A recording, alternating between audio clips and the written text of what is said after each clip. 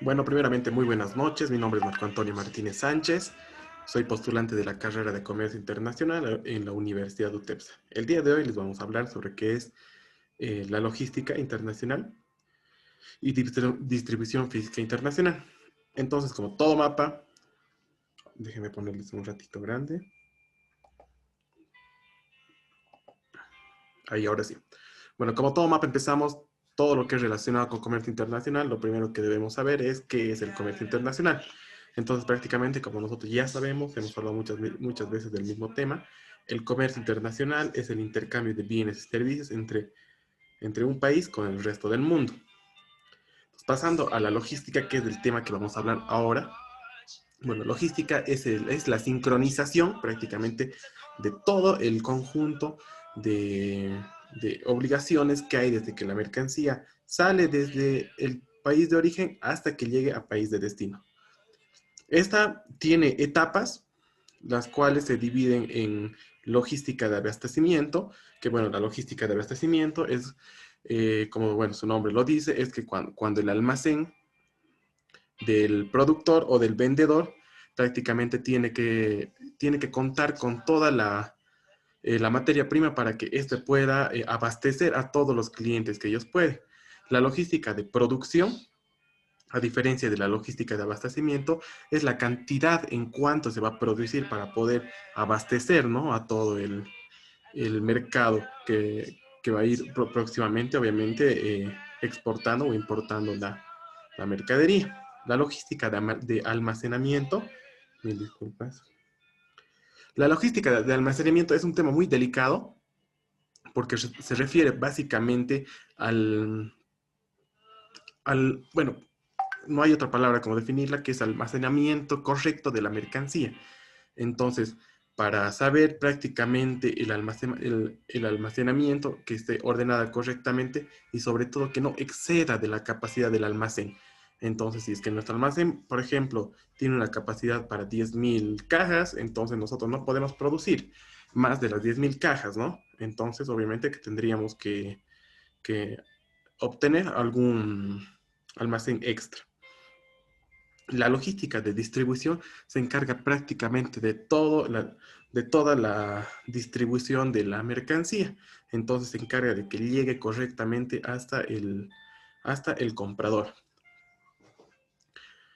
Bueno, hablando de la logística inversa, es todo lo que hablamos, pero que va ahora de atrás para adelante. Entonces, ¿qué es lo que hace la logística inversa? Normalmente lo que pasa en esto es, digamos, cuando hay exportadores que prácticamente desechan algunos materiales de exportación, como son los pallets o algunas cosas que se puedan reutilizar. Entonces, la logística inversa retrocede hasta poder recuperar toda la materia que le pueda servir para poder reexportar o importar, ¿no? El entorno de la DFI, de la distribución física internacional, se divide en el exportador, que bueno, bien sabemos, el exportador es la persona natural o jurídica que se encarga prácticamente de sacar un producto de un país determinado, obviamente con todos los procesos aduaneros correctos, para poder destinarlos a un país distinto, para obviamente ser comercializado posteriormente. El operador logístico es la persona encargada de armar toda la logística de la exportación, como decíamos, desde punto de entrada o desde punto de origen hasta punto de destino. Entonces ellos se encargan de ver la documentación, de ver el tipo de Incoterm que se va a necesitar, de manejar el tipo del transporte y demás. El agente de aduana obviamente es una persona natural, pero que trabaja para la entidad pública. Entonces, esta persona tiene toda la jurisdicción de poder controlar y fiscalizar la mercancía que está entrando o saliendo del país. Entonces, ellos se encargan de analizar y ver de que toda la documentación esté en, en orden para poder, obviamente, darle el visto bueno para que la mercancía posteriormente sea exportada o importada. El puerto de origen, bueno, el puerto de origen es el lugar donde va de donde va a salir la mercancía, es donde prácticamente, es un puerto prácticamente donde la mercancía va a ser cargada al buque para posteriormente llevarla al país de destino. El transporte interno. Bueno, el transporte interno es el medio de transporte que normalmente es terrestre, por el cual se va a transportar la mercancía de un lugar para otro. Entonces, es decir, si nosotros tenemos la fábrica en la ciudad de Santa Cruz, entonces lo que necesitamos es llevarla al puerto de Arica. Obviamente que vamos a necesitar un transporte interno para que se desplace la mercancía desde Santa Cruz hasta Puerto de Arica. El importador, perdón, el importador, que igual es una persona natural, que, bueno, esa se encarga de poder, obviamente, primero analizar el tipo de mercancía que va, que va, que va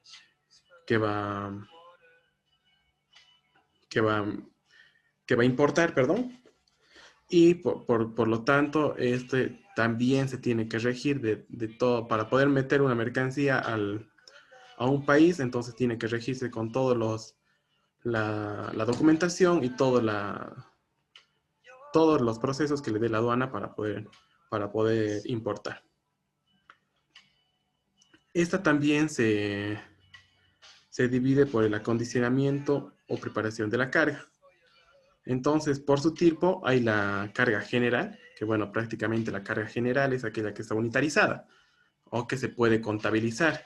Entonces, normalmente las cargas generales se las empaquetan en unas cajas para posteriormente ser paletilizadas y unitarizadas, para obviamente después ponerla a los contenedores. Por su naturaleza, existe la perecedera, que la perecedera es la mercancía que prácticamente tiene tendencia a degradarse o a echarse a perder, como se podría decir.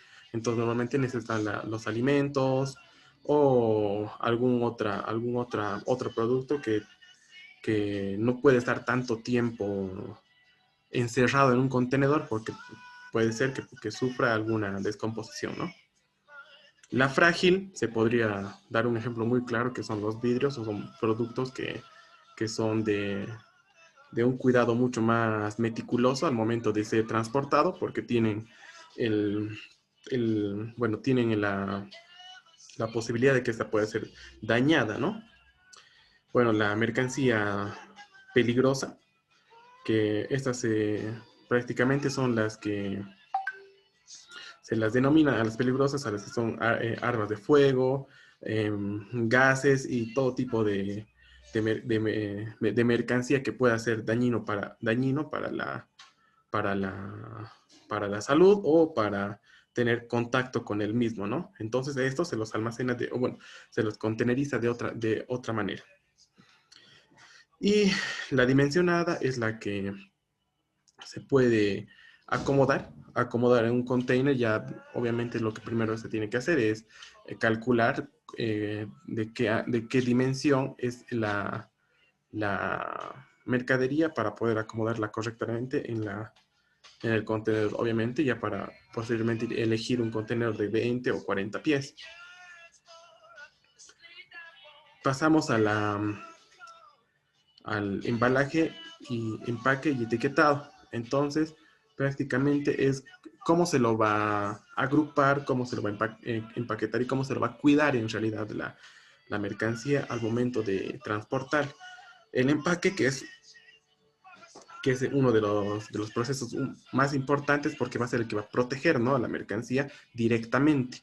El embalaje, que se toma en cuenta, digamos, las cintas o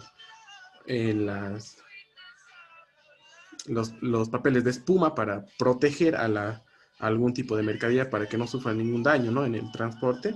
Y el etiquetado, obviamente, que para nosotros poder verificar qué está yendo dentro de la mercancía. En realidad te da toda la descripción de la mercadería que está siendo transportada. La unitarización.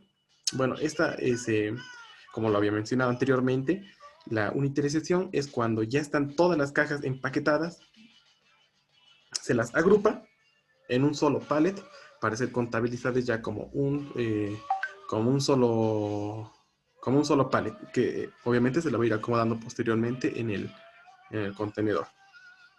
Y el contenedorización es cuando ya prácticamente la mercancía está paletizada y nosotros tenemos que meterla correctamente, obviamente, al contenedor, obviamente para que no haya ningún desfase en el transporte, ni sufra ningún tipo de, de golpes o alguna mala posición de la mercancía pueda sufrir, digamos, el daño de las mismas. Bueno, el transporte, que es algo muy importante, obviamente que es uno de los más utilizados, el marítimo. El marítimo es uno de los más utilizados. ¿Por qué? Porque por la capacidad de carga que puede transportar el mismo, ¿no? Entonces, tiene una capacidad muy alta y sobre todo el precio. Lo único que no sería de para acompañarlo bien, o bueno, de una desventaja que tenga el mismo, es el tema relacionado con el tiempo. ¿Por qué? Porque el mismo no está acompañado con lo que es, digamos, factible al momento de relacionarlo con el tiempo, ya que demora bastante transportar por vía marítima. El aéreo, que es normalmente cuando se utiliza en casos de, bueno, cuando hay algún inconveniente, entonces nosotros acudimos a proceder a tomar el transporte aéreo. ¿Por qué? Porque si tenemos un inconveniente con el tiempo, entonces para no fallar al aéreo, lo que hacemos es mandarlo, obviamente que va a estar en mucho menos tiempo que el marítimo, pero obviamente que los costos al final van a subir bastante. El terrestre, que es uno de los métodos más convencionales que hay. ¿Por qué? Porque es el más utilizado, es el más barato, pero lo malo de eso es que no te puede llevar a distancias muy largas.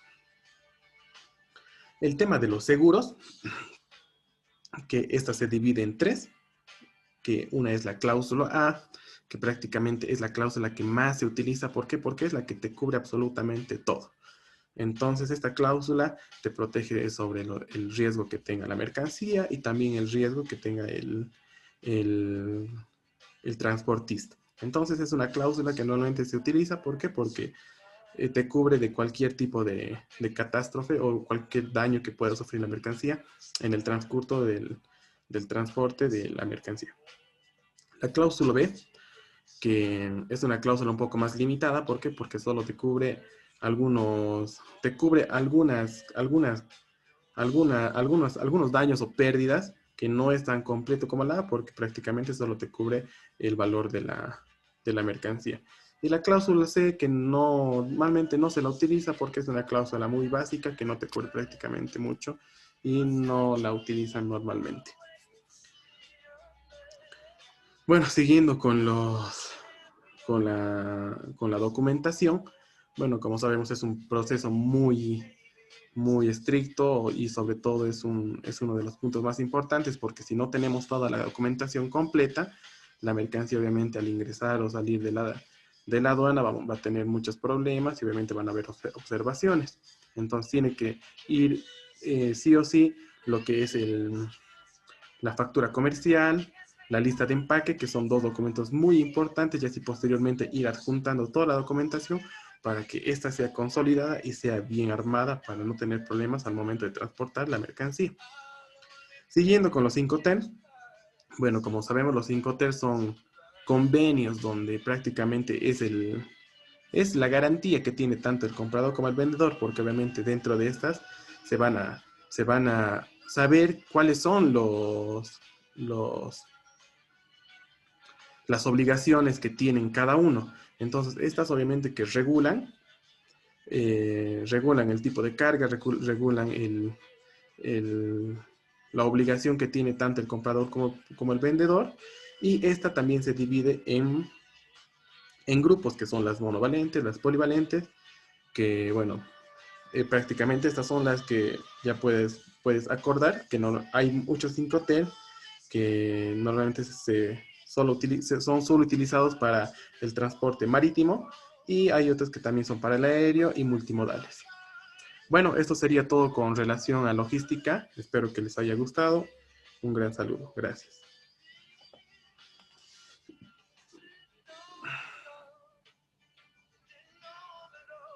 No, no, no, no, no.